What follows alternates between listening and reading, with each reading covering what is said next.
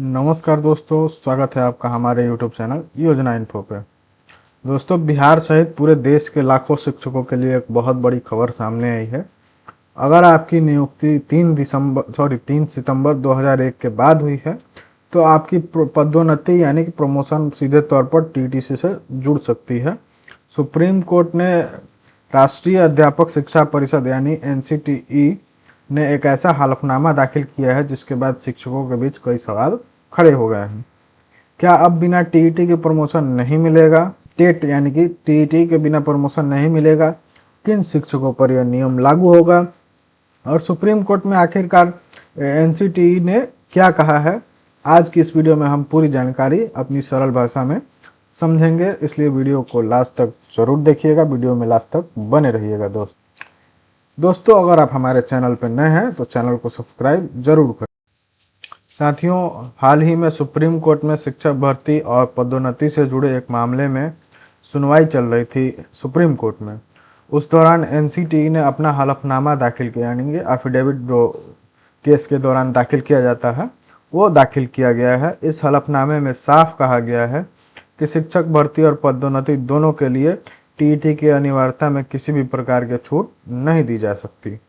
NCTE का कहना है कि टीईटी केवल एक परीक्षा नहीं बल्कि शिक्षकों की न्यूनतम योग्यता सुनिश्चित करने का माध्यम है।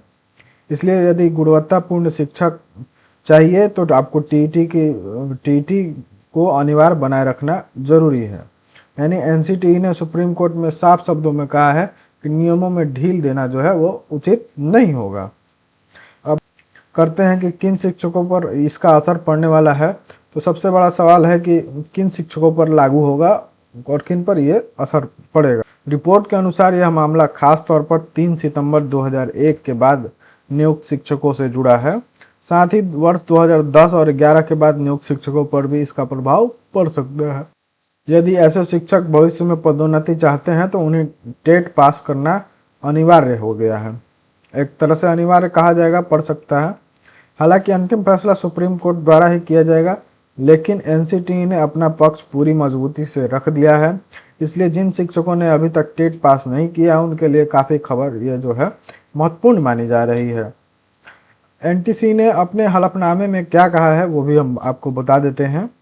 एनटीसी ने अपने हलफनामे में कहा है कि राष्ट्रीय अध्यापक शिक्षा परिषद अधिनियम 1993 और शिक्षा का अधिकार अधिनियम 2009 के तहत शिक्षकों की न्यूनतम योग्यता तय करने का अधिकार एनसीटीई को प्राप्त है।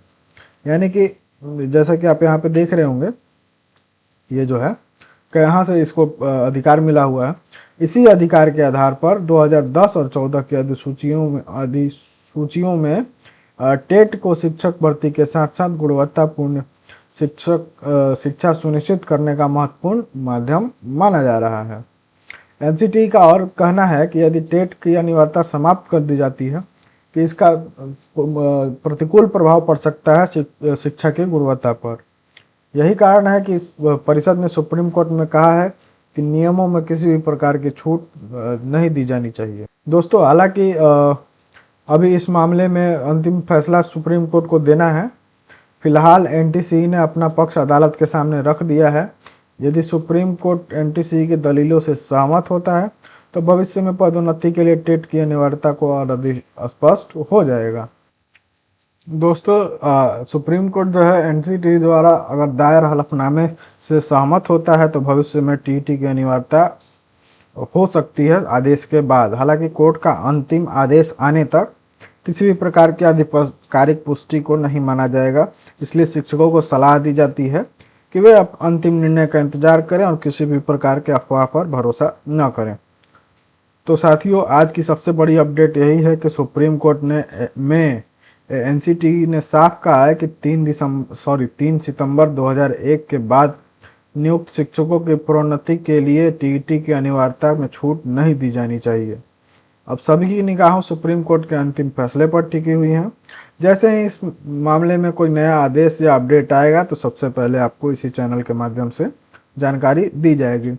अगर वीडियो अच्छा लगा तो वीडियो को लाइक करें और अपने शिक्षक साथियों के साथ शेयर करें। और अभी तक आपने अगर हमारे चैनल को सब्सक्राइब नहीं किया है तो चैनल को सब्सक्राइब करके बेल आइकन को ज़रूर दबा दें धन्यवाद दोस्तों, मिलते हैं नए अपडेट के साथ नए वीडियो में।